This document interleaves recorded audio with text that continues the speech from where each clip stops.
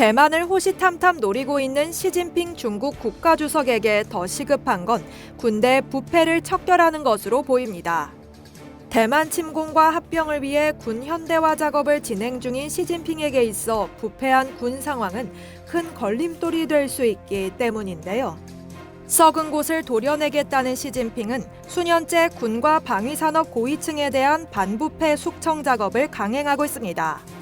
24일 로이터 통신 보도에 따르면 중국의 반부패 감시기관인 중앙기율검사위원회는 탄 루이송 전 중국 항공공업그룹 총경리가 부패 혐의로 공산당에서 제명됐다고 밝혔는데요.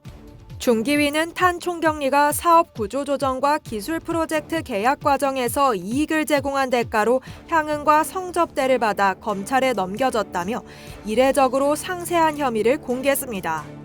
AVIC는 군용기와 무기체계 및 특수장비 등 항공 분야 산업을 아우르는 초대형 국영기업으로 100개 이상의 자회사, 20여 개의 상장 기업을 보유한 전 세계 두 번째 규모의 방산업체입니다. 시진핑 국가주석의 측근으로 평가받았던 국영 방산업체 수장이 뇌물과 성접대 등의 혐의로 제명되는 등 최근 2년간 17명 이상의 국방 관련 고위 인사가 숙청됐는데요. 대표적으로 미아오하 인민해방군 제독이 지난해 11월 심각한 규율 위반 혐의로 실각했는데 그는 군 최고 지휘기관 6인 중앙군사위원회에 소속된 시 주석의 최측근 인사였습니다.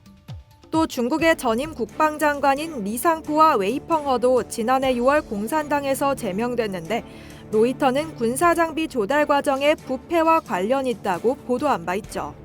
숙청 행렬은 군수산업으로도 이어졌습니다. 중기위는 이달 13일 중국 병기장비그룹의 류웨이둥 부총경리를 중대한 기율과 법 위반 혐의로 조사한다고 공산당 기관지 인민일보 등이 보도했습니다. CSGC는 소총, 탄약, 대테러 장비 등을 생산하는 대형 국영기업입니다. 로이터는 중국 군사산업 분야 전반에 걸친 광범위한 반부패 숙청의 일환으로 최근 2년간 17명의 군 관련 고위급이 제명됐고 여기에는 14명의 장성과 최소 3명의 방위산업 임원이 포함된다고 설명했습니다. 이에 대해 영국의 싱크탱크 채텀하우스는 지난해 말 공개한 보고서에서 숙청 인사 중 여럿이 시 주석의 측근이라며 지휘체계의 단기적 불안정성보다는 충성심과 군 통제가 더 중요하다는 시 주석의 야망이 반영된 것이라고 평가했는데요. 전문가들은 인민해방군 기강을 단속하려는 시 주석의 이른바 호랑이 사냥의 범위가 확대되면서 중국군의 현대화 구상이 지연될 것이라는 시각을 내놓고 있습니다. 2022년 10월 중국 핵미사일을 감독하는 PLA 로켓군 조직에 대한 보고서를 미국의 한 연구기관이 발표했는데 여기에 중국의 군사기밀이 담기면서 시 주석이 군개혁의 심각성을 인식했다는 건데요. 로이터는 축출된 많은 이들이 PLA 로켓 부대와 연결돼 있었다며 시 주석의 장기적인 군사 현대화 계획이 지연될 수 있다고 분석했습니다.